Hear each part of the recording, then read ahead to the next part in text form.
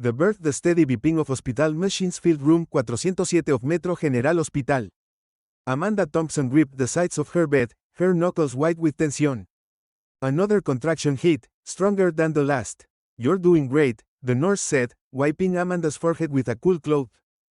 "The baby's almost here." Amanda didn't feel great. She felt alone. The father of her child had disappeared 6 months ago, leaving nothing but a brief note and his half of the rent unpaid. Still, she had managed. She always did. Working double shifts at the quantum physics lab hadn't been easy with a growing belly, but her colleagues had been supportive. "One more big push," Dr. Miller called from the foot of the bed. "I can see the head." Amanda gathered her remaining strength. The fluorescent lights above seemed to flicker as she pushed, thought later, when she asked about it, no one else remembered seeing any change in the lighting. "The head is out," Dr. Miller announced. "Now the shoulders." And the doctor's voice trailed off. The usual busy movements of the medical team suddenly slowed. "What's wrong?" Amanda asked, her voice tight with worry. "Is my baby okay?" "He's perfectly healthy," Dr. Miller said quickly, but something in his tone wasn't quite right. "It's just." A baby's cry filled the room, strong and healthy. Relief flooded through Amanda, but it was short-lived as she noticed the strange expressions on everyone's faces. "What is it?" she demanded. "Let me see my baby." The nurses cleaned and wrapped the infant with practiced efficiency, but their movements were cautious, almost wary. When they finally placed him in Amanda's arms, she understood why. Her son was beautiful, a full head of dark hair, rosy cheeks, and her own blue eyes blinking up at her. But his right hand was tightly clenched into a fist, and through his tiny fingers came a soft, bluish glow. "We tried to open his hand during the initial examination," the nurse explained, "but it seems to be locked shut. There appears to be something in it." Amanda touched her son's tiny fist gently. It was warm, not hot, despite the light it emitted. The baby showed no signs of distress. In fact, he seemed perfectly content, studying her face with an intensity that seemed impossible for a newborn. "Have you ever seen anything like this?" she asked Dr. Miller. The doctor shook his head. "In 30 years of delivering babies, I've never encountered anything similar. We'd like to run some tests." "No," Amanda said firmly, surprising herself with the speed and certainty of her response. Her work in quantum physics had taught her that there were things in this universe that defied conventional explanation. Something deep inside told her that whatever was in her son's hand wasn't meant for medical study. "Not yet. He seems healthy, right? All his vital signs are perfect," the nurse confirmed. "Better than perfect, actually. But protocol for unusual circumstances." "I know about protocols," Amanda interrupted. "But I want to wait. Just give us a little time." Dr. Miller looked like he wanted to argue but instead nodded slowly. "We'll need to document this in his birth record. And I'd strongly recommend staying for the standard observation period." Amanda agreed, knowing she needed time to think, to plan. As the medical team left the room, she cradled her son closer. "What are you holding, little one?" she whispered. "And why do I feel like our lives are never going to be the same?" The baby's fist pulsed once with that strange blue light, as if in response. Amanda remembered the quantum probability experiments at her lab, how certain particles seemed to react to observation. This felt similar, yet fundamentally different. More intentional. She glanced at the blank space on the birth certificate where a name should go. She had been undecided until now, but suddenly she knew. "James," she said softly. "Your name is James." It was simple, strong, and normal, everything that this situation wasn't. Maybe that's exactly what they would need in the days to come. The light in James's tiny fist dimmed slightly, and for the first time since his birth, he fell asleep. Amanda stayed awake, watching him, her mind racing with questions. Whatever was happening, whatever her son held in his hand, she knew one thing with absolute certainty: she would protect him, no matter what it took. Outside the hospital room, in the growing dusk, the first stars became visible in the sky. And somewhere, in ways Amanda couldn't yet understand, the future itself held its breath, waiting to see what she would do next. The discovery 3 days passed in a blur of nurses' visits, paperwork, and worried glances. Amanda hadn't slept much, choosing instead to watch over James, whose tiny fist remained firmly closed and gently glowing. She had managed to convince the hospital staff to delay any special tests, but she knew time was running out. On the morning of the 4th day, everything changed. Amanda was alone with James in the hospital room, trying to feed him, when the blue glow from his hand suddenly brightened.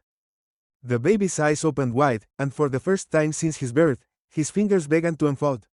"Oh my God," Amanda whispered, carefully shifting James to get a better look.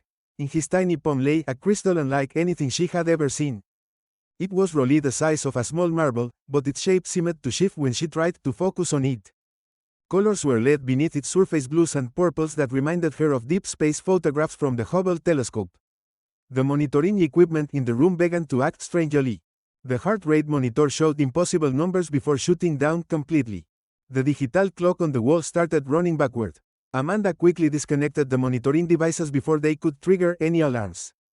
Her years working in the quantum physics lab had taught her to trust her instincts when something truly extraordinary happened. James stared at the crystal in his palm with a focus that seemed impossible for a newborn. When he moved his hand slightly, the crystal lifted into the air, hovering an inch above his skin. The door handle began to turn. Moving quickly, Amanda scooped up the crystal and closed it in her own hand. The strange effects on the electronics immediately stopped. When the nurse walked in, Amanda pretended to be adjusting James's blanket. "Good morning," the nurse said cheerfully. "Dr. Miller wanted me to let you know that the specialist will be here this afternoon to run those tests we discussed." Amanda's heart raced, but she kept her voice steady. "Actually, I've been meaning to talk about that. James's hand opened this morning. It was just a muscle spasm from the birth. Nothing was in it at all."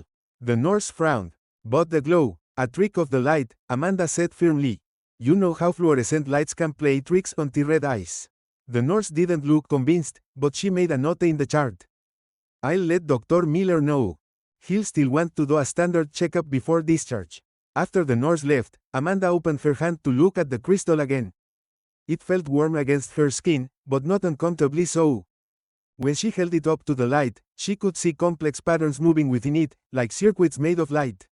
"What are you?" she whispered. As if in response, the crystal pulsed once, and Amanda felt a brief connection to something. A flash of understanding, gone before she could grasp it. But it left her with one certainty: this object was important. More important than she could imagine. James began to fuss, and when Amanda placed the crystal back in his reaching hand, he immediately calmed. The crystal didn't float this time, but it glowed contentedly in his grip.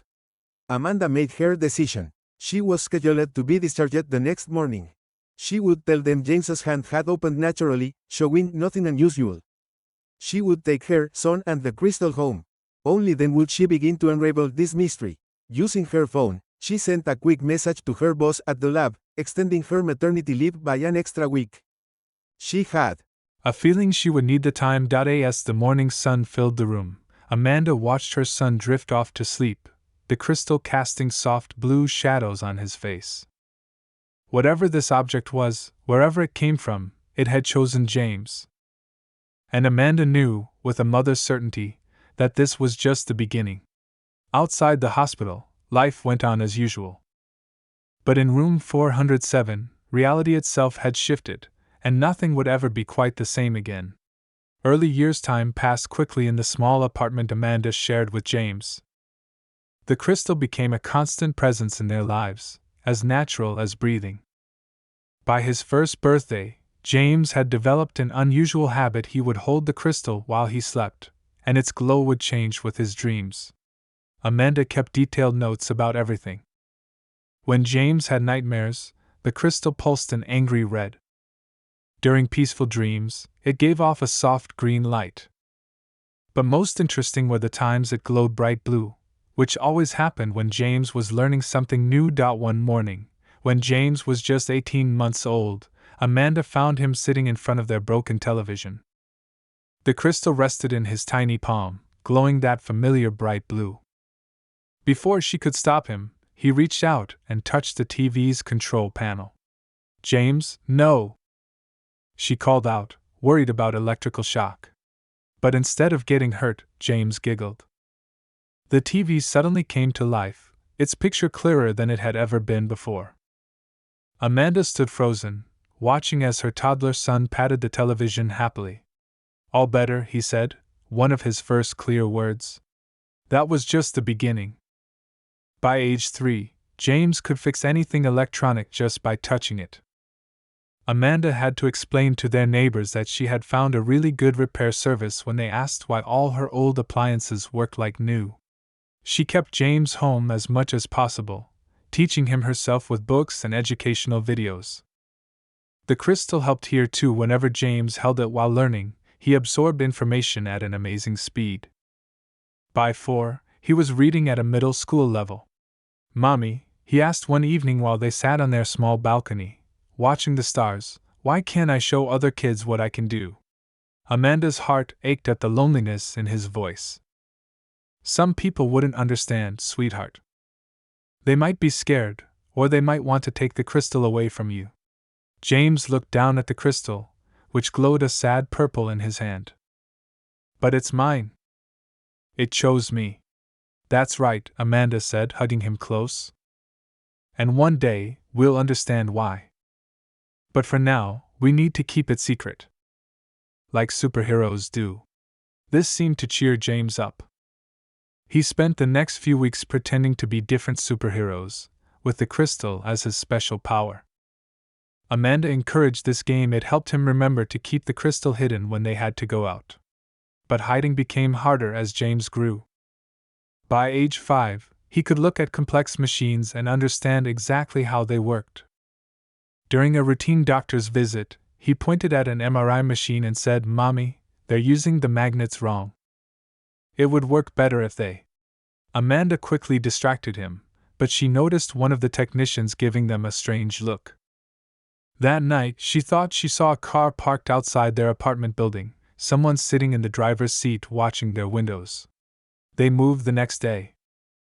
Amanda had been preparing for this, keeping emergency bags packed and savings hidden away.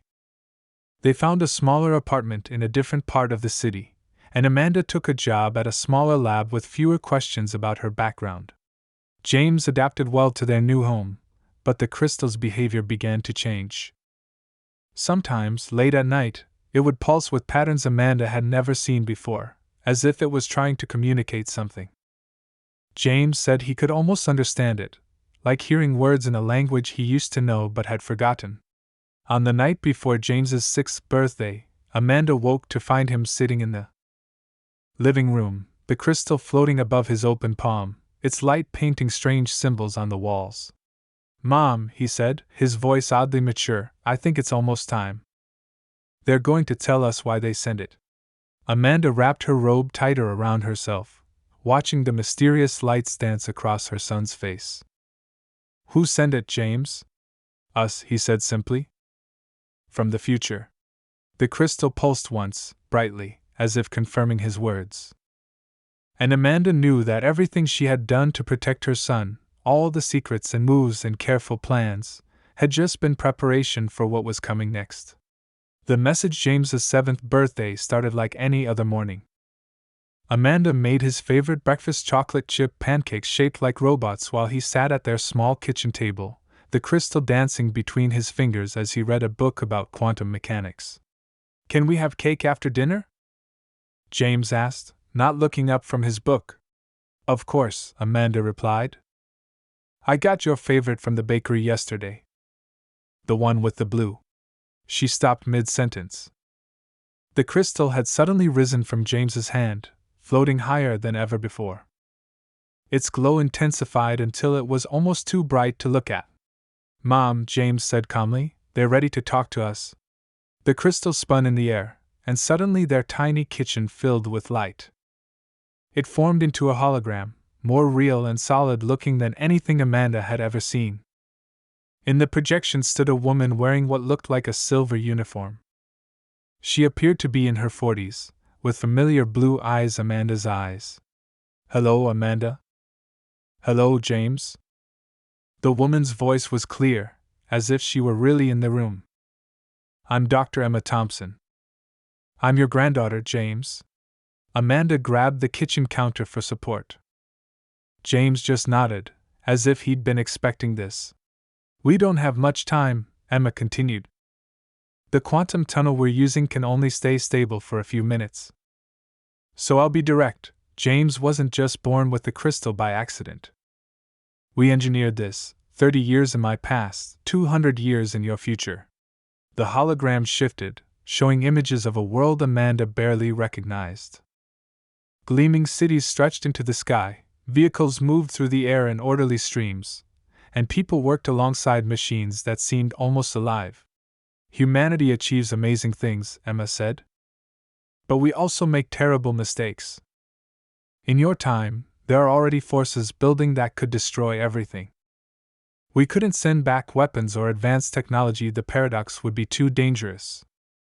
But we could send back the key to understanding it all. The crystal pulsed, and James touched it gently. That's why it chose me. Yes, Uncle James. Emma smiled. We modified your genes before you were born, using technology we developed. You're the first human able to truly understand and use the crystal. It's a quantum computer, more powerful than all the computers in your time combined. But it's also a teacher, a guide, and a warning system. Amanda found her voice. A warning about what? Several things, Emma replied, her image flickering slightly. But most urgently, about an event that will happen in about 6 years. A solar flare unlike anything humanity has seen before. Without preparation, it will destroy most of Earth's technology and lead to decades of darkness. With preparation. She smiled. Well, that's where James comes in. The hologram started to fade. We're losing the connection. James, the crystal will teach you what you need to know. Amanda. Emma's eyes locked with her ancestors. Trust your instincts. You've already made all the right choices protecting him. Keep doing that. People will come looking for you both soon.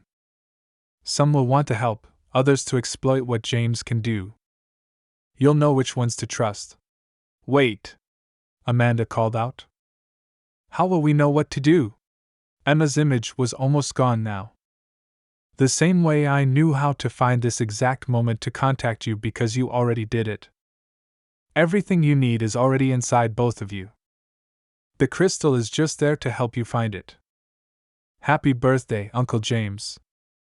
And Mom. Grandma. You're both going to be amazing. The hologram vanished. The crystal floated gently back down into James's waiting hand, its glow returning to normal. Mother and son stared at each other across the kitchen table. The chocolate chip pancakes were getting cold, and somewhere outside a car horn honked, reminding them that the normal world still existed. Mom? James said quietly. I think maybe we should skip the cake and start practicing with the crystal instead. Amanda looked at her 7-year-old son, who had just learned he would help save the world, and saw nothing but calm determination in his eyes. We'll do both, she said firmly. Saving the world is important, but so is celebrating your birthday. She picked up the plate of pancakes. Besides, we're going to need all the normal moments we can get from now on. James nodded, and the crystal glowed a warm, happy gold. Whatever challenges lay ahead, they would face them together, a mother, a son, and a gift from the future that had changed everything. The Watchers. 2 weeks after James's 7th birthday, Amanda noticed the first signs of surveillance. A black van parked across from James's favorite park. Men in suits asking questions at her old workplace. Strange clicks on their phone line. Keep the crystal hidden today, Amanda told James one morning as she packed his lunch. She had finally agreed to let him attend a local science program 2 days a week, knowing he needed some interaction with other children. I know, Mom, James said, carefully tucking the crystal into a special pocket she had sewn into his jacket. No floating objects, no fixing computers, and no talking about messages from the future. Amanda smiled, but her worry remained. Through the kitchen window, she spotted a woman in a gray suit walking a dog the 3rd time this week she'd seen her. The woman never had the same dog twice. At work, Amanda found herself under unexpected scrutiny. Her new boss, Dr. Roberts, suddenly showed great interest in her previous research on quantum entanglement. Fascinating paper you wrote 2 years ago, he said, cornering her in the lab. Especially the part about theoretical time-space communications. Have you done any Practical experiments in that area? Amanda kept her face neutral. Just theoretical work. Nothing practical came of it. But that evening, she found a small listening device under her desk. Using tricks James had taught her, she left it in place but surrounded it with a low-level electromagnetic field that made it record nothing but static. The crystal was changing too. It now showed James detailed technical information, teaching him about advanced physics and engineering. Sometimes, late at night, Amanda would find him drawing complex diagrams that looked like they belonged in a NASA research facility. "Mom," James said one evening, looking up from his drawings, "there are 3 different groups watching us now." Amanda sat down beside him. "How can you tell?" "The crystal shows me patterns. Different technologies." He pointed out their window. "The government team uses basic stuff: bugs, cameras, tracking devices. The corporate team has better equipment, but it's messy, not coordinated. But the third group." He paused. "They have technology that's almost like the crystal. Not as advanced, but close." A chill ran down Amanda's spine. "Can they track the crystal?" James shook his head. "No, but they can detect when it does big things. That's why we have to be careful. They're all looking for something they don't understand, and that makes them dangerous." A knock at the door made them both jump. Through the peephole, Amanda saw Dr. Miller, the doctor who had delivered James. "Mrs. Thompson?" he called through the door. "I need to speak with you about James's birth records. There are some inconsistencies we need to discuss." Amanda motioned for James to take the crystal and hide in their prepared spot, a hidden compartment she'd built into his closet. "Just a moment," she called out, buying time. But when she checked the peephole again, Dr. Miller wasn't alone. The woman with the changing dog stood beside him, along with 2 men in dark suits. James appeared at her side, his eyes serious.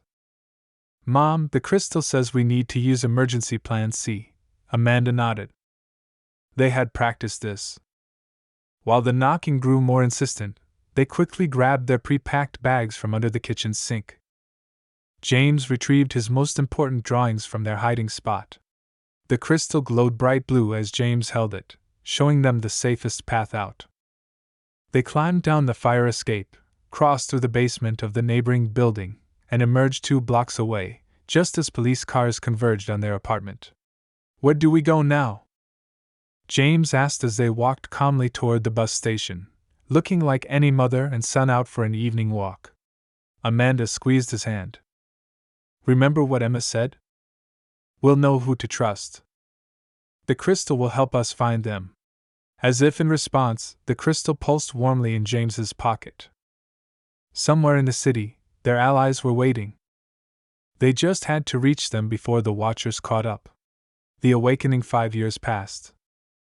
Amanda and James had moved 6 times, each new location chosen carefully with the crystal's help. They now lived in a small house on the outskirts of a quiet town, where Amanda worked remotely as a data analyst. James, now 12, was going through more than just ordinary teenage changes. It started on a quiet Sunday morning. James sat at their kitchen table, doing his online schoolwork, when the crystal suddenly blazed with white light. Amanda rushed in to find every electronic device in the house floating 3 feet off the ground. "I can see it, Mom," James whispered, his eyes wide. "I can see everything." "What do you mean?" Amanda asked, trying to stay calm as their toaster gently orbited the room. "The quantum field. The numbers. The probabilities." James's voice had a strange echo to it. "It's like I've been looking at everything through a dirty window, and someone just cleaned it." The crystal pulsed, and all the devices returned to their places. But this was just the beginning. Over the next few weeks, James's abilities grew exponentially. He could now see quantum probabilities as clearly as most people saw colors. The crystal no longer needed to show him information. Instead, it amplified his natural ability to understand and manipulate technology. When he touched a computer, He didn't just fix it, he could upgrade it beyond anything currently possible. It's like the crystal is becoming part of me, James explained one evening as they sat in their backyard, watching the stars. Remember how Emma said they modified my genes? I think those changes are fully activating now. Amanda watched her son carefully. He was still her James, kind, thoughtful, and too serious for his age, but there was something else now. A depth to his eyes that spoke of understanding far beyond his years. Are you okay? She asked. Is it too much? James smiled, the crystal glowing softly in his palm. Actually, it feels right. Like I'm finally becoming what I was meant to be. He paused. But Mom, with these abilities, I think we need to start preparing for the solar flare sooner than we planned. Amanda nodded. The crystal had shown them that the massive solar flare was due in just over a year. Without protection, it would fry every electronic system on Earth, causing global chaos. What do you need? She asked. First, we need to build a quantum shield generator. James waved his hand, and the crystal projected a complex blueprint into the air. It'll protect our equipment from detection while we work. Then, he hesitated. We need to find Dr. Thomas Reed. Amanda tensed. The physicist who's been trying to track us. He's different from the others, James said. The crystal shows me his probability lines. He's not working for the government or the corporations. He's just looking for the truth. And he has resources we'll need. As if to emphasize his point, the crystal displayed a series of news headlines about Dr. Reed's research into solar flare prediction and prevention. His calculations were getting closer to the truth. Are you sure we can trust him? Amanda asked. James closed his eyes, the crystal glowing brighter. Yes. His quantum signature is clear. He'll help us because he cares about saving people, not about power or control. Suddenly, James stiffened. The crystal flashed red. What's wrong? They're coming, he said quietly. All of them. The government team, the corporate group, and the others, the ones with advanced tech. They've finally figured out how to track the crystal's energy signature when I use it at full power. Amanda jumped up, ready to run again, but James shook his head. No, Mom. We can't keep running. I'm stronger now. We need to stand and fight not with weapons, but with the truth. It's time to find our allies and start building what we need to save everyone. The crystal pulsed with a steady, confident light. Amanda looked at her son, no longer a little boy with a mysterious gift, but a young man coming into his true power. Okay, she said. Where do we start? James smiled, and for a moment she could almost see the man he would become, the one who would help lead humanity toward that bright future his granddaughter had shown them. We start, he said, by sending a message to Dr. Reed. After all, the world isn't going to save itself. The Riverside nuclear power plant's warning sirens began blaring at exactly 3:47 p.m. on a warm Tuesday afternoon. Inside the control room, dozens of engineers stared in horror at their screens as every safety system began to fail simultaneously. The cooling system isn't responding, one operator shouted. Core temperature rising. Emergency shutdown failing, called another. We're looking at a meltdown in less than 30 minutes. Outside the plant's gates, Amanda watched as police cars and emergency vehicles rushed past. Beside her, James sat calmly in their old blue car, the crystal glowing steadily in his hand. Are you sure about this? She asked. Once we do this, there's no going back to hiding. James nodded. The crystal showed me what happens if we don't help. Thousands die. But if we stop this. He looked at her with those old soul eyes. It's our first step towards saving everyone from the solar flare. Amanda took a deep breath and pulled out her phone.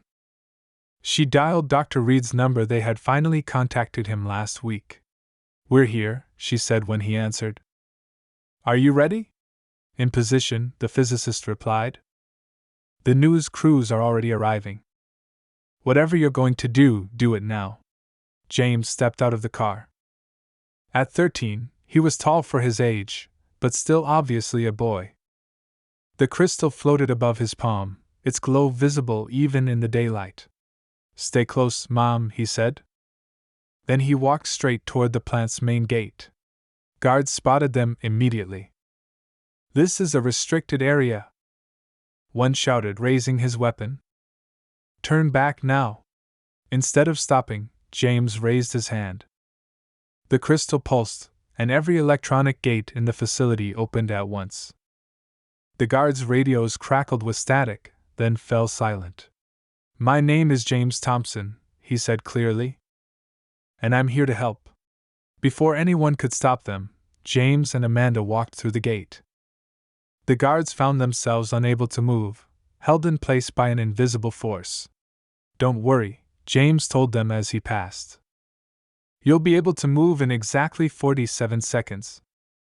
That's how long we need to reach the control room. They walked quickly through the panicked facility. Every door opened before them. Every security camera turned to follow their movement. In the control room, the frantic staff fell silent as James entered. Step aside, please, he said politely. The crystal rose higher, its glow intensifying. James placed his hands on the main control panel, and suddenly every screen in the room came to life with new information. Lines of code no one recognized flowed across the displays.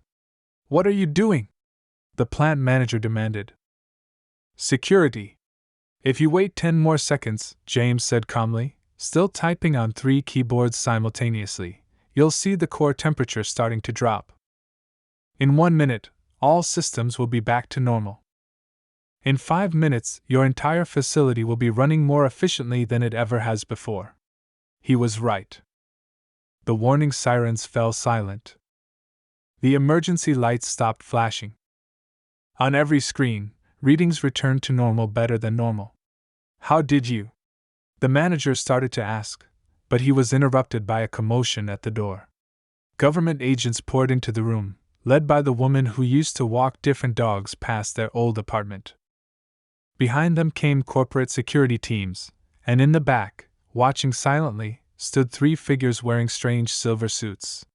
James Thompson, the woman said, you need to come with us. Amanda stepped in front of her son, but James gently moved her aside. The crystal returned to his hand, still glowing softly. Actually, he said, you all need to listen. What happened today was just a demonstration. There's something much bigger coming, something that will affect every person on Earth. And we need your help to stop it. He held up the crystal, and it projected an image of the sun, with a massive flare building on its surface. So, James continued, we can either waste time fighting each other, or we can work together to save everyone. Your choice. The room fell silent except for the quiet hum of the now perfectly running equipment. The future hung in the balance, waiting for their answer. The revelation: the meeting room at the Pentagon was never meant to hold such a strange group. Government officials sat beside corporate executives, while scientists from around the world joined through secure video links.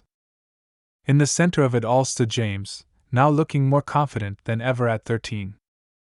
Amanda and Dr. Reed flanked him protectively. The crystal floated above the large conference table, projecting a detailed hologram of the sun. Red waves of energy pulsed across its surface, building into something massive. In exactly 8 months, 3 days, and 14 hours, James began, the largest solar flare in human history will hit Earth. Unlike anything we've seen before, this isn't just a normal solar event.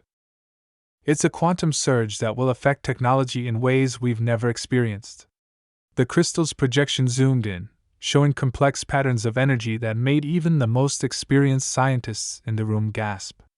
If we do nothing, James continued, the flare will destroy every electronic device on Earth. Power grids will fail. Communications will go dark. Satellites will fall from the sky. And that's just the beginning. The hologram shifted to show Earth. Cities went dark in a wave as the flare hit. Planes fell from the sky. Hospitals lost power. Food distribution stopped.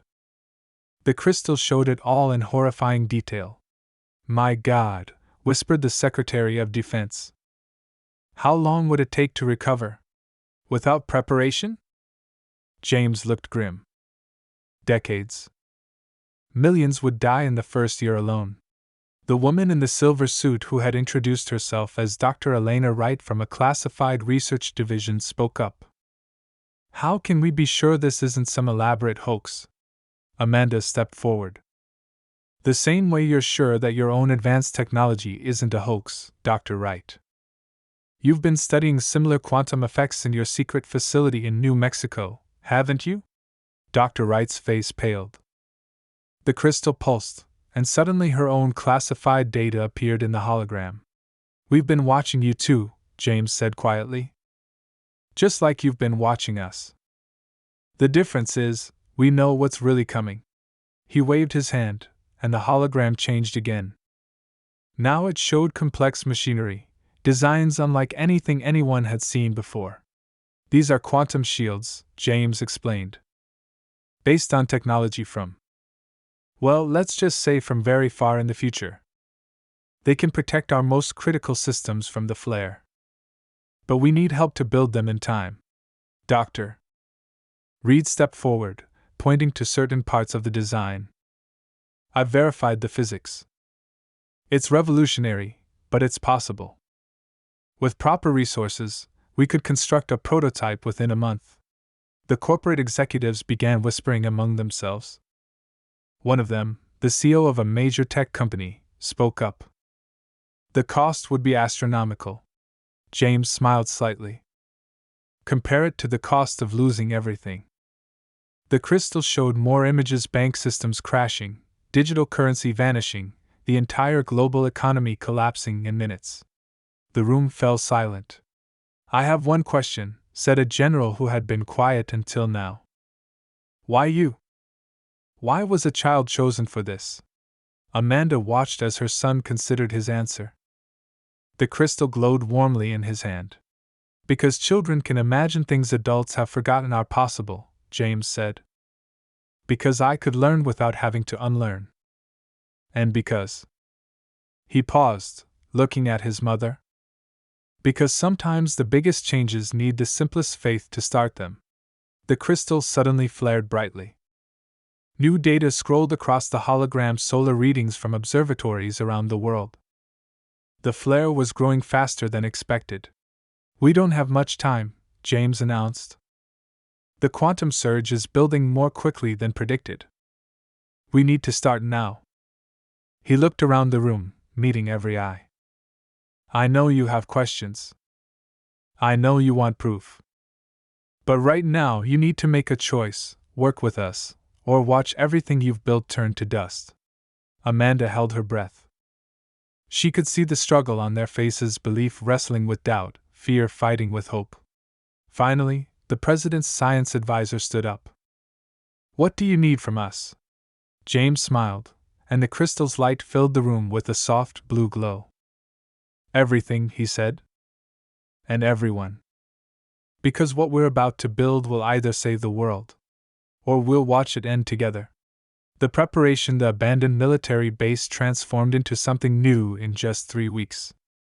Huge machines took shape under gleaming white domes, while thousands of workers rushed around the clock to build what James called the quantum shield network. Amanda watched from a temporary office as her son moved between workstations, the crystal guiding his hands as he made adjustments to impossibly complex devices. At 13, he now commanded respect from Nobel Prize winners and military generals alike. "The first shield generator is ready for testing," Dr. Reed announced, walking into her office. "But we've hit a problem with the power supply." Before Amanda could respond, James appeared in the doorway. "I know," he said. "The crystal showed me. We need to redesign the quantum core." They hurried to the main testing area, where the first prototype stood ready. It looked like a massive silver sphere surrounded by rotating rings. Engineers and scientists watched from behind thick safety glass as James approached it. "Everyone thinks we're just building protection against a solar flare," James said quietly to his mother. "But it's more than that. Each shield generator is also a step toward the future technology that Emma showed us. We're not just saving the world, we're helping it grow." The crystal floated from his hand and merged with the machine. Instantly, holographic displays filled the air, showing energy patterns and quantum calculations that even the best scientists could barely understand. "The power core needs to operate on 7 dimensions, not just 4, James explained to the amazed engineers. "Like this." His hands moved through the holographic controls, making changes that would have taken normal computers years to calculate. Suddenly, alarms blared. Security teams rushed in. "We have a breach!" someone shouted. "Corporate spies in Sector 7. But James remained calm. "I know," he said. "They're trying to steal the shield designs. But they don't understand this technology can't be stolen. It has to be given freely, or it won't work at all." The crystal pulsed, and every computer in the facility displayed the same message: complete technical plans for the shield network, freely available to anyone who wanted them. "What are you doing?" demanded a government official. "That's classified technology." "No," Amanda stepped forward. "It's survival technology." James is right, we don't have time for secrets and theft. "The flare is coming whether we're ready or not." James nodded. "The crystal shows me the probabilities. If we keep this secret, only a few places will be protected. If we share it, everyone can help build the network. We need at least 50 shield generators around the world before the flare hits." Dr. Elena Wright, still in her silver suit, studied the public plans. "These are different from our original designs. More advanced." "Yes," James said. "Because now everyone can contribute. Look!" The crystal projected a globe in the air. Points of light began appearing, laboratories and research centers around the world downloading and studying the plans. More lights appeared as people began to understand and improve upon the designs. "Quantum shields aren't just machines," James explained. "They're focus points for human cooperation. The more people work together, the stronger the network becomes." Amanda watched as the globe filled with light. Messages poured in from every continent, offers of help, resources, and ideas. The crystal's glow seemed to grow stronger with each one. But then James stiffened. The crystal flashed red. "What's wrong?" Amanda asked. "The sun," James whispered. "The flare. It's changing. Growing faster than before. We calculated wrong. We don't have months left." The crystal showed them the truth: the massive solar eruption was building exponentially. Energy patterns twisted in ways no one had predicted. "How long?" Dr. Reed asked, his face pale. James looked at his mother, his eyes filled with determination despite his fear. 2 weeks. Maybe less. Everything we planned to do in months, we now have to do in days." The crystal pulsed urgently, and James squared his shoulders. "Mom, Dr. Reed, Dr. Wright, gather everyone. We need to rebuild the entire plan from scratch. And this time, we can't afford a single mistake." Around them, the vast facility hummed with power as humanity's first quantum shield generator came to life, its soft blue glow a beacon of hope in the race against time. The opposition time was running out. With just 10 days until the solar flare, construction of quantum shields continued around the world. But not everyone welcomed the changes that James and his crystal brought. "Turn on the news," Dr. Reed called from the control room of their main facility. Amanda and James rushed to watch as protests erupted outside shield construction sites across the globe. "The end is not near," shouted protesters carrying religious signs. "This child is deceiving us. These shields are unnatural technology." Others claimed, "They'll destroy our way of life." But worse than the protesters were the corporations fighting over control of the technology. Despite James making the plans public, several major companies claimed they had patented key components of the shields. They're filing lawsuits to stop construction in 12 countries, Dr. Wright reported, showing them the legal documents. They don't care that we're running out of time. James stood quietly, the crystal floating above his palm. Its light pulsed with a mix of blues and reds, reflecting his troubled thoughts. "Mom," he said finally, "I need to speak to everyone. Not just here, everywhere." Amanda looked at her son. At 13, his eyes held wisdom far beyond his years, but she could still see the child who needed her protection. "Are you sure? Once you do this, there's no going back." "We're out of time for hiding," James said. The crystal flared brightly, and every screen in the facility lit up. "Dr. Wright, can you get me access to the emergency broadcast system?" The woman in the silver suit nodded. "After what you showed us about the flare, every government agreed to emergency protocols. We can reach almost everyone on Earth." An hour later, James stood before a simple camera. The crystal floated beside him, its glow steady and strong. Amanda watched as her son prepared to address the world. "Ready in 3, 2, 1. The technician counted down. James looked directly into the camera. His image appeared on televisions, phones, and computers across the planet. The crystal created perfect translations in every language. "My name is James Thompson," he began.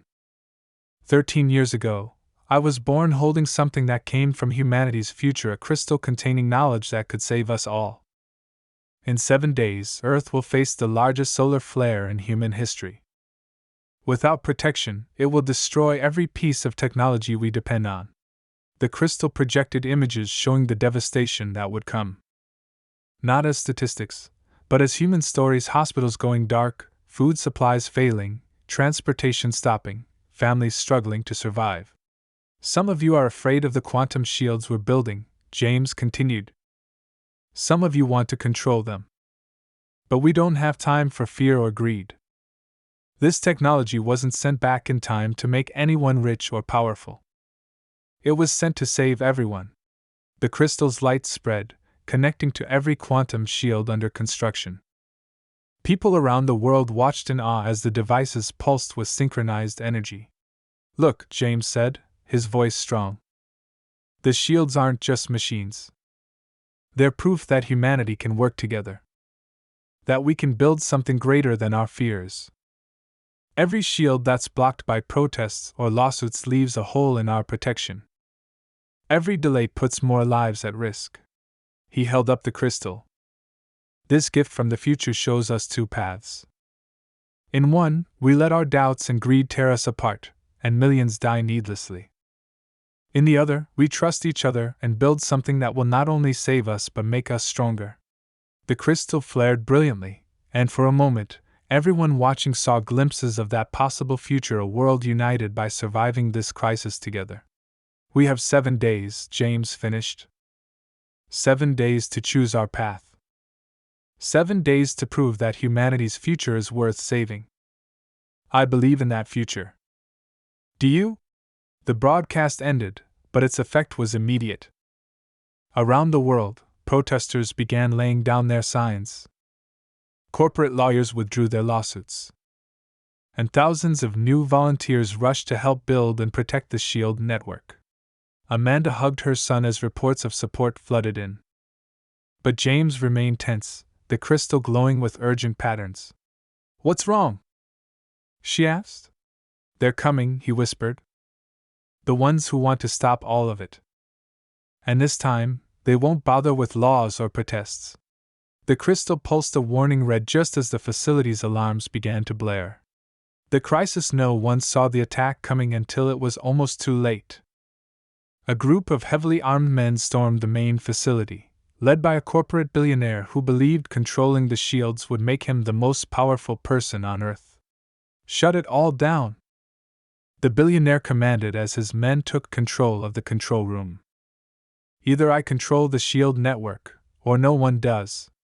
But he had made one crucial mistake. He thought the crystal was just a tool, not a living connection to the future. James stood calmly in the center of the room, the crystal glowing brightly above his palm. Amanda and Dr. Reed were held at gunpoint nearby, while Dr. Wright lay unconscious after trying to stop the intruders. "You don't understand," James said quietly. "The shields aren't powered by normal energy. They're powered by humanity's potential. By our ability to work together. By trying to control them, you're already proving you can't." Suddenly, every screen in the facility flashed red. The crystal pulsed with urgent light as satellites around the world detected something impossible. "The flare!" Dr. Reed shouted, looking at the data. "It's happening now!" "Something triggered it early." The billionaire laughed. "Perfect timing. Give me control of the shields, or I'll let everything burn." But James wasn't listening to him anymore. The crystal had lifted higher, its light filling the room with shifting patterns. In his mind, James could see the quantum calculations spinning, showing him the terrible truth. "Mom," he said, his voice trembling slightly, "the flare isn't just early. It's stronger than anything we predicted. The shields. They're not ready. They won't hold." Amanda watched as her son's face showed fear for the first time in years. "What can we do?" The crystal pulsed, showing James a solution, but the cost would be enormous. "I can save everyone," he said. "But I'll have to merge completely with the crystal.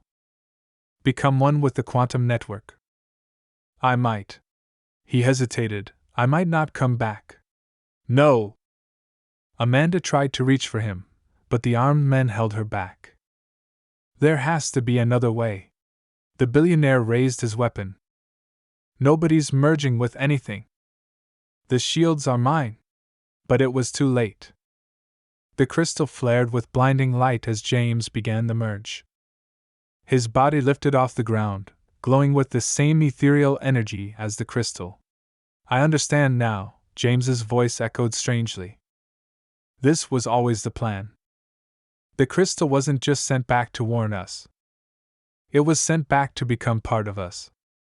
To help humanity take its next step." The armed men's weapons turned to dust in their hands, the metal itself transforming at the quantum level. Around the world, every quantum shield blazed with new power as James's consciousness spread through the network. Through the facility's windows, they could see the sky turning red as the massive solar flare began to hit Earth's atmosphere. Electrical systems everywhere started to overload. But where the shield stood, something remarkable happened. Instead of just blocking the flare's energy, they transformed it. The quantum network, now powered by James's merged consciousness, turned the destructive force into something new. "James!" Amanda called out to the glowing figure that had been her son. "Please! Come back to me!" His voice came from everywhere and nowhere. "I'm still here, Mom. I'm everywhere now. In every shield, every quantum circuit. Helping humanity turn this disaster into a gift." The billionaire fell to his knees, watching his plans for power crumble as the very nature of technology changed around him. Earth's entire power grid was transforming, becoming something that shared energy as freely as James had shared the shield designs.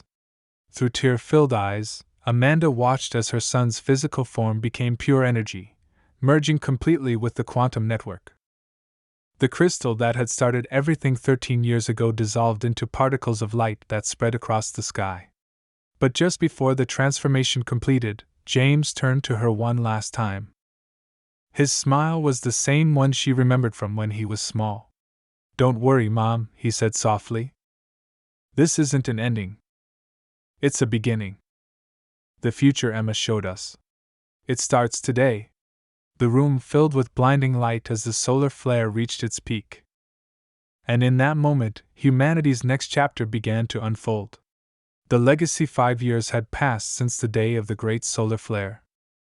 Amanda Thompson stood at the window of her office in the Global Quantum Research Center, looking out at a world that would have seemed impossible just a few years ago. Flying vehicles moved smoothly through the air, guided by the quantum network that now connected everything. Buildings seemed to shine from within, powered by the endless clean energy that James's transformation had unlocked. In parks across the city, children played with floating light sculptures created by thoughts alone. "Dr. Thompson?" her assistant called from the doorway. "They're ready for you in the celebration hall."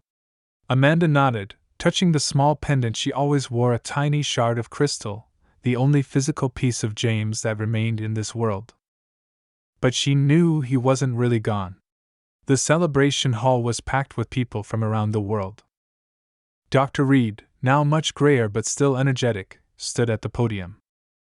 Dr. Wright sat in the front row, her silver suit replaced by more comfortable clothing now that there were no more secrets to protect.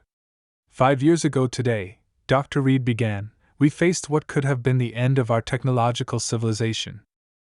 Instead, thanks to a boy with a crystal from the future, it became our greatest beginning. The quantum screens around the hall came to life, showing scenes from that day. The massive solar flare. The shields activating.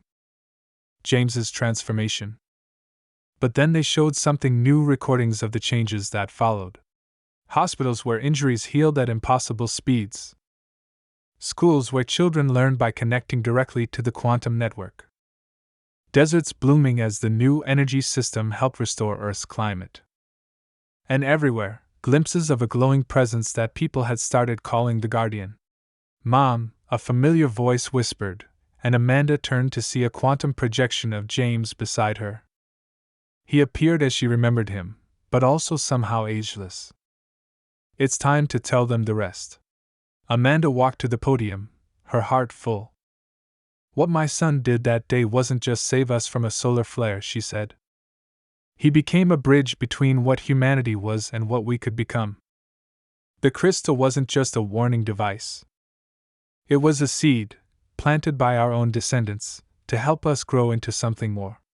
The quantum screen shimmered, and suddenly Emma, James's granddaughter from the future, appeared. But this wasn't a recording. Somehow, through the quantum network, she was speaking to them live from 200 years ahead. "The loop is complete," Emma said, smiling. "What you've built in just 5 years took us centuries to achieve in our original timeline. By sending the crystal back, by trusting in James and his mother, we created a new future. A better one." The hall filled with gasps as more quantum projections appeared, future humans sharing their knowledge, their art, their dreams. The barriers between time itself were beginning to fade. "But what about James?" someone asked. "Is he still alive?" Amanda felt her son's presence strengthen beside her. The quantum projection smiled. "I'm not gone," he said, his voice reaching everyone. "I'm part of the network that connects all of humanity now. Every time someone learns something new, every time they create something beautiful, every time they help each other, I'm there. Growing. Changing. Just like all of us." Emma nodded. "In our timeline, it took generations to build the quantum civilization. Thanks to James's sacrifice, you've achieved it in one lifetime. The future is arriving faster, brighter, and more wonderful than we ever imagined." Amanda touched her crystal pendant again, feeling its warm pulse. "My son was born holding something that changed my life forever," she said. "But in the end, it wasn't just the crystal that mattered. It was his choice to share it. His willingness to sacrifice everything to help others. His trust in humanity's potential." The quantum projections of James and Emma smiled together, past and future united. Around the world, the quantum network glowed with peaceful energy, proof that a mother's love and a child's courage could not just save humanity, but help it become something greater than anyone had dreamed possible. And somewhere in that network of light and possibility, a boy who was born holding a crystal watched over the future he had helped create, knowing that this was only the beginning of humanity's greatest adventure.